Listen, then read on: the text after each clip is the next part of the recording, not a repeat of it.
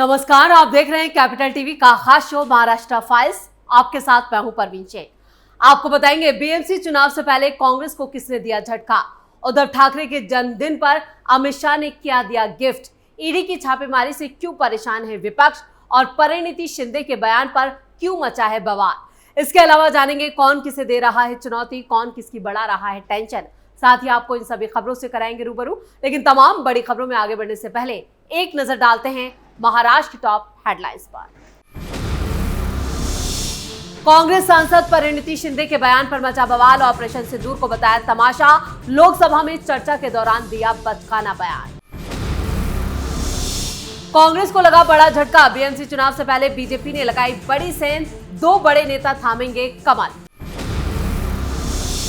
उद्धव ठाकरे के जन्मदिन पर अमित शाह ने यूबीटी नेता को किया फोन। महाराष्ट्र की राजनीति में तेज हुई सियासी हलचल।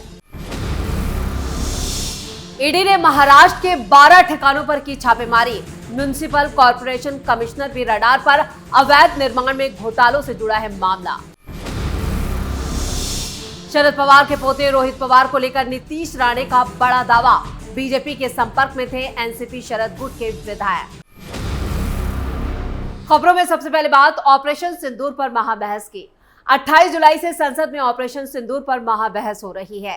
चर्चा की शुरुआत राजनाथ सिंह ने की थी, जिन्होंने बताया कि कैसे भारतीय सेना ने आतंकवादियों के ठिकानों को ध्वस्त किया और पाकिस्तान में घुसकर अपनी मां बहनों के सिंदूर को उजाड़ने वालों से बदला लिया।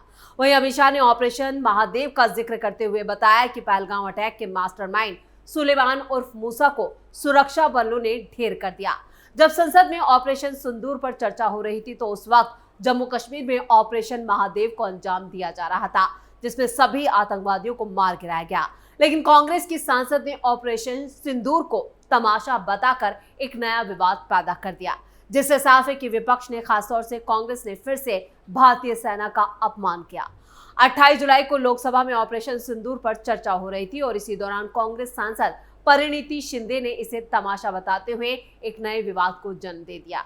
उन्होंने इस ऑपरेशन को लेकर कहा कि ऑपरेशन सिंदूर सफल मिशन से कहीं ज्यादा एक मीडिया शो था। इस दौरान उन्होंने पूछा कि इस मामले में कितने आतंकवादी पकड़े गए, साथ ही सरकार से इस पर जवाब मांगा।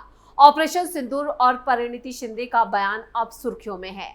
परिणीति ने जिस तरह से ये संसद में बयान दिया, उसे सीधे तौर पर भारतीय सेना के अपमान से जोड़ा जा रहा है। चलिए आपको दिखाते हैं कि क्या कहा परिणीति शिंदे ने। ऑपरेशन सिंदूर नाम सुनने में देशभक्ति का लगता है, लेकिन असल में ये सिर्फ मीडिया पर किया सरकार का एक तमाशा था। कोई नहीं बता रहा है कि इस ऑपरेशन में हासिल क्या हुआ, कितने आतंकी पकड़े गए, हमारे कितने फाइटर जेट्स गिराए गए, कौन जिम्मेदार है, कौन किसकी गलती है। इसका हिसाब देने का दायित्व इस सरकार का है। तो सुना आपने, परिणीति शिंदे ने किस कदर बेवकूफाना जो बयान दिया है, उसकी अब जमकर यहाँ पर कांग्रेस और खासतौर से राहुल गांधी की फजीयत हो रही है। परिणीति शिंदे पूर्व गृह मंत्री सुशील कुमार शिंदे की बेटी हैं। महाराष्ट्र कांग्रेस के एक्टिव नेताओं में शामिल हैं। परिणीति सोलापुर लोकसभा सीट से सांसद होने के साथ साथ 3 बार सोलापुर सिटी सेंट्रल निर्वाचन क्षेत्र से महाराष्ट्र विधानसभा की सदस्य भी चुनी जा चुकी हैं। 2021 में वो महाराष्ट्र प्रदेश कांग्रेस कमेटी की एग्जीक्यूटिव चेयरमैन भी बनी। परिणीति की ऑपरेशन सिंदूर को तमाशा बताने से कांग्रेस और राहुल गांधी की भी जमकर फजीयत हो रही है, लेकिन इसको लेकर कांग्रेस की तरफ से अभी तक कोई बयान सामने नहीं आया है। परिणीति शिंदे अक्सर सोशल मीडिया पर भी छाए रहती हैं और उसके पहले भी वो राहुल गांधी के साथ अपना नाम जुड़ने के बाद काफी सुर्खियों में आई थी। सोशल मीडिया यूजर्स ने उनकी और राहुल गांधी के साथ कुछ पुरानी तस्वीरें भी वायरल की थी। इसके बाद ये खबर सामने आई कि वो जल्द ही राहुल गांधी से शादी भी करने वाली है। हालांकि ये सभी खबरें महज अफवाह साबित हुई। जब पूरा देश ऑपरेशन सिंदूर पर गर्व कर रहा है, तब कांग्रेस और उसके नेता इसे तमाशा बता रहे हैं, जिसको लेकर कांग्रेस की मानसिकता पर सवालिया निशान खड़ा होता है। और खबरों में अब बात कांग्रेस को लगे जोरदार झटके की। बीएमसी चुनाव को लेकर प्रदेश में सियासत एक बार फिर तेज हो गई है। विधानसभा चुनाव में करारी हार ने कांग्रेस को हिलाकर रख दिया है, जिसके चलते कई नेता अब पार्टी नेतृत्व से असंतुष्ट नजर आ रहे हैं, जिसके चलते विपक्षी खेमे के कई नेता बीजेपी और महायुति में शामिल हो चुके हैं। खबर है कि मराठवाड़ा के 2 बड़े कांग्रेस नेता बीजेपी का दामन थामने वाले हैं। जालना के पूर्व विधायक कैलाश गोरंट्याल और परभणी से कांग्रेस नेता और पूर्व मंत्री वडपुरकर के जल्द ही बीजेपी में शामिल होने की खबरें सामने आ रही है और इसको लेकर अटकलें तेज है। इन दोनों नेताओं के बीजेपी में जाने से जलाना और परभणी जिलों के स्थानीय चुनाव में समीकरण बदल सकते हैं। जलाने से पूर्व कांग्रेस विधायक कैलाश गोरंट्याल पिछले साल हुए विधानसभा चुनाव में हार गए थे। कांग्रेस नेता कैलाश गोरंट्याल ने ही शिवसेना में फूट के बाद 50 खोके एकदम ओके का नारा दिया था। वो कांग्रेस से नाराज बताए जा रहे हैं। खबरों की माने तो हार के बाद से पार्टी ने उन्हें दरकिनार कर दिया, जिस वजह से वो अब पाला बदलने की तैयारी कर चुके हैं, यानी बीजेपी में जाने का उन्होंने पूरा प्लान तैयार कर लिया है। जालना नगर पालिका में लंबे वक्त से उनका वर्चस्व रहा है और आने वाले चुनावों को ध्यान में रखते हुए वो बीजेपी की तरफ अब रुख कर सकते हैं।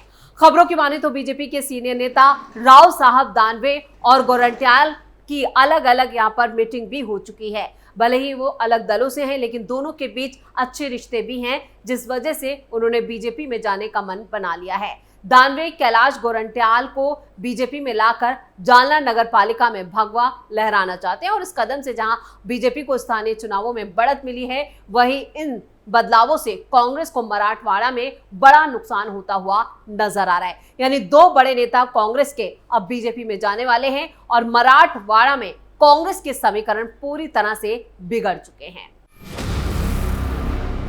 खबरों में आगे का रुख करते हैं। मराठी अस्मिता के मुद्दे पर उद्धव ठाकरे के करीब आए उनके चचेरे भाई राज ठाकरे ने 27 जुलाई को सबको चौंका दिया।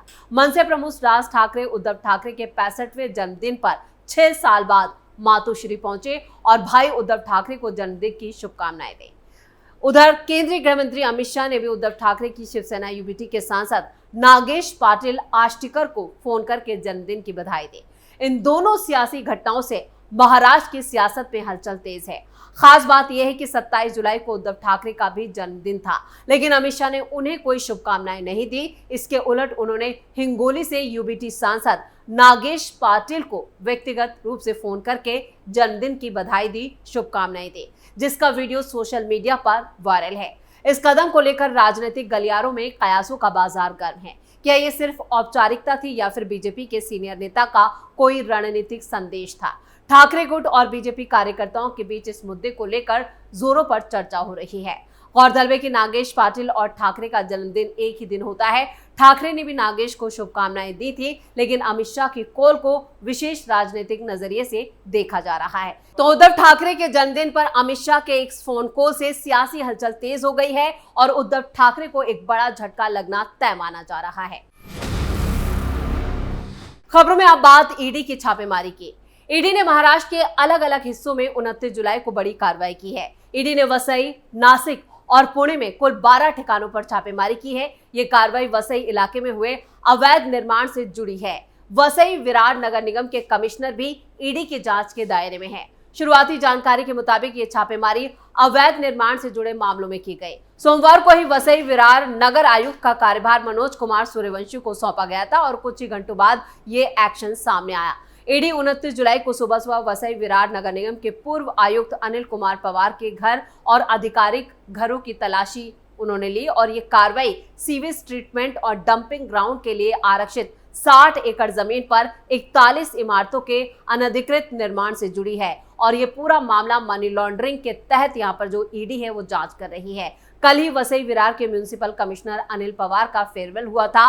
उन्होंने वसई विरार शहर नगर निगम के आयुक्त का कार्यभार मनोज कुमार सूर्यवंशी को सौंपा था और आज ईडी ने वसई विरार में अवैध कंस्ट्रक्शन मामले में उनकी संपत्ति पर छापेमारी की। ईडी को शक है कि वसई विरार में अवैध निर्माणों को लेकर बड़े पैमाने पर घोटाला किया गया है। इससे पहले भी इस मामले को लेकर ईडी ने 13 ठिकानों पर छापेमारी की थी और करीब 9 करोड़ रुपए की संपत्ति को जब्त किया था। इस मामले में ईडी ने वसई विरार क्षेत्र के एक बिल्डर, आर्किटेक्ट और नगर निगम के अधिकारी वाईएसआर रेड्डी के ठिकानों पर भी छापेमारी की थी। ईडी की टीम लगातार अनिल कुमार पवार के ठिकानों पर छापेमारी कर रही है और दस्तावेजों की जांच भी कर रही है। ईडी की यह कार्रवाई भ्रष्टाचार और अवैध निर्माण के खिलाफ केंद्र सरकार की सख्ती का हिस्सा माना जा रहा है और बीएमसी चुनावों से पहले ईडी के इस एक्शन से विपक्षी पार्टियों में हड़कंप मचा हुआ है। और खबरों के आखिर में बात राणे और पवार में छिड़ी जुबानी जंग की। महाराष्ट्र में सियासी दल बदल के बीच बीजेपी नेता और मंत्री नीतीश राणे ने शरद पवार के पोते रोहित पवार को लेकर चौंकाने वाला दावा किया है। नीतीश राणे ने कहा है कि एनसीपी एसपी विधायक रोहित पवार बीजेपी नेताओं के संपर्क में थे। भले ही रोहित पवार एनसीपी के नेता शरद पवार के साथ हैं, लेकिन उनका दिल भारतीय जनता पार्टी के साथ है। अहिल्यानगर के करजत जामखेड़ से विधायक रोहित पवार ने नीतीश राणे के दावे को खारिज किया। उन्होंने कहा कि जिस शख्स के खुद के पैर कीचड़ में फंसे हों, उसे दूसरों पर टिप्पणी नहीं करनी चाहिए। मंत्री नीतीश राणे ने कहा, रोहित पवार 2019 में बीजेपी में शामिल होने वाले थे। अगर हमने ये बताना शुरू कर दिया कि वो किन बीजेपी नेताओं के संपर्क में थे, तो उनके पास छिपने की भी जगह नहीं बचेगी। जिसके जवाब में रोहित पवार ने भी पलटवार किया और उन्होंने कहा, जब कभी कांग्रेस में रहे राणे से पार्टी बदलने को लेकर सवाल किया गया था तो उन्होंने कैसे गुस्से में जवाब दिया था। एनसीपी एसपी नेता ने तंज कसते हुए कहा, जैसे वो कपड़े बदलते हैं वैसे ही पार्टियां भी बदलते हैं। वो खुद कीचड़ में फंसे हुए हैं, इसलिए दूसरों के बारे में बोलने से परहेज करें। रोहित पवार ने यह भी कहा कि वो अपनी राजनीतिक यात्रा की शुरुआत से ही एक ही पार्टी में रहे। आपको बता दें कि साल 2023 में शरद पवार के नेतृत्व वाली राष्ट्रवादी कांग्रेस पार्टी में फूट पड़ गई और उसके बाद ये पार्टी दो फाड़ हो गई। उनके भतीजे अजीत पवार और कई दूसरे विधायक बीजेपी शिवसेना शिंदे के साथ सरकार में शामिल हो गए, जिसके बाद चुनाव आयोग ने अजीत पवार गुट को असली एनसीपी माना और चुनाव चिन्ह भी उन्हें सौंप दिया गया। वहीं शरद पवार गुट को नया नाम और चुनाव चिन्ह मिला। रोहित पवार शरद पवार के साथ हैं और बीजेपी के नेतृत्व वाली सरकार पर लगातार सवाल उठाते रहे हैं, लेकिन अब वो खुद सवालों में आ गए हैं, क्योंकि नीतीश राणे ने जो दावा किया है उसको लेकर उन्होंने कहा है कि उनके पास कई सबूत भी हैं, जिससे साफ है कि रोहित पवार जो हैं वो बीजेपी में शामिल होना चाहते थे जब पार्टी दो फाड़ हुई थी। यानी ये पूरा मामला 2019 का है और इसको लेकर जो दावे किए जा रहे हैं उससे रोहित पवार फंसते हुए दिखाई दे रहे हैं। इसी के साथ महाराष्ट्र फाइल्स में खबरों का सिलसिला यहीं खत्म करते हैं। बाकी खबरों के लिए आप जुड़े रहिए कैपिटल टीवी के साथ। वीडियो को लाइक करें, शेयर करें और कैपिटल टीवी को सब्सक्राइब जरूर करें। नमस्कार।